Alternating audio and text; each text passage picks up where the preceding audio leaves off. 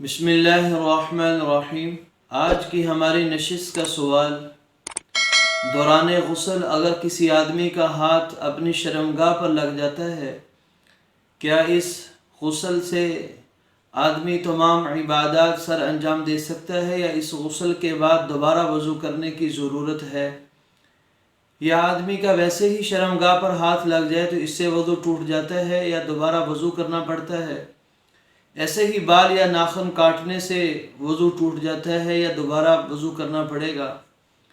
ایسے ہی کسی آدمی کا اپنا ستر دیکھ لینا یا کسی اور کا ستر دیکھ لینا، کیا اس سے وضو ٹوٹ جاتا ہے یا نہیں؟ ان تمام سوالوں کا جواب ہم آج کی اس نشست میں دیں گے۔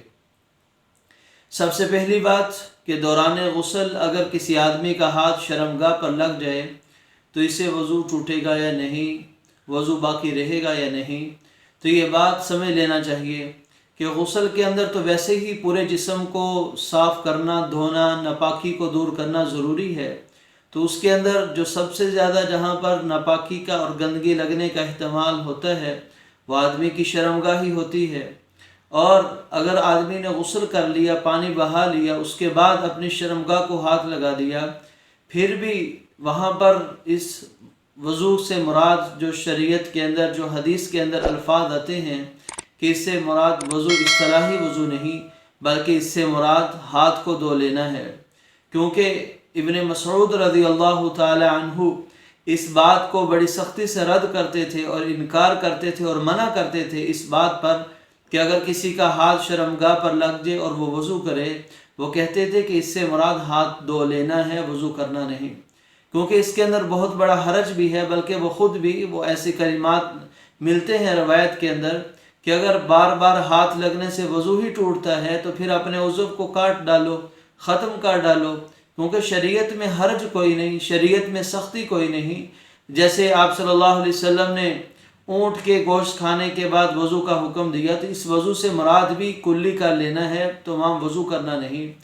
اگرچہ یہ فقہی مسئلہ ہے، اختلافی مسئلہ ہے، امام شافعی رحمہ اللہ تعالیٰ کے نزدیک اس کے اندر وضو ہے، ہمارے نزدیک نہیں، کیونکہ ہم یہاں وضو سے مراد ہاتھ دھونا ہی لیتے ہیں۔ دوسری بات کہ بال کاٹنے سے یا ناخن کاٹنے سے وضو کرنا ضروری ہوتا ہے یا نہیں۔ بال کاٹتے وقت اور ناخن کاٹتے وقت اگر آدمی باوضو تھا تو اس باوضو ہی رہے گا، دوبارہ وضو کرنے کی ضرورت نہیں ہے۔ ایسے ہی کسی کی ستر پر نظر پڑ جائے یا آدمی کی اپنی ستر پر نظر پڑ جائے، اس سے وضو ٹوٹے گا یا نہیں؟ تو اس سے بھی وضو نہیں ٹوٹتا۔ یہ وہ مسائل تھے جو روزمرہ کے ساتھ پیش آتے ہیں، لیکن لوگ اس میں بڑی ہی ٹینشن کا شکار ہو جاتے ہیں، پریشانی کا شکار ہو جاتے ہیں، خاص طور پر اس مسئلے میں کہ شرمگاہ پر ہاتھ لگ گیا ہے تو اب وضو کرنا پڑے گا، پاکی حاصل کرنی پڑے گی، طہارت حاصل کرنی پڑے گی۔ تو وضو یہاں پر ہاتھ دھونے کے متعلق ہے، وہ بھی اس لیے کہ ہو سکتا ہے کہ شرمگاہ پر کوئی نجاست لگی ہو، وہ ناپاکی لگی ہو، وہ ہاتھ کو لگ جائے تو ہاتھ دھو لیا جائے، بس اتنا حکم ہے، اس کے علاوہ اور نہیں۔ اللہ تعالی ہمیں دین کو صحیح طور پر سمجھنے کی توفیق عطا فرمائے۔ مع السلامہ۔